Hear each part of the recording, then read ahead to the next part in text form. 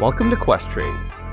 In this video, we'll be going through and explaining both the activity and the inbox widget on your Edge desktop app.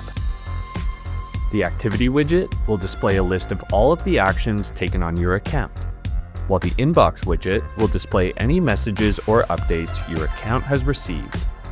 If you do not currently have Edge Desktop installed on your computer, please see the link in the description below to download it. To get started, simply open Edge Desktop and log in with your Questrade account. Once you've logged in, look to the top row of icons. Click the two arrows at the right end of the row to show the drop-down menu. Here, you will find the activity widget. When open, the window will be relatively small, but you can easily adjust and resize this to suit your preference. It's in here that you will see a list of your account activity starting from the moment you open the app and updating in real time. Next to the activity widget, you'll find the inbox widget. This will display all messages sent to your account, organized by time and date.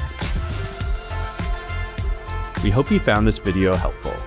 For more informative videos on how to navigate your Questrade Edge desktop, please check out the other videos on our YouTube channel.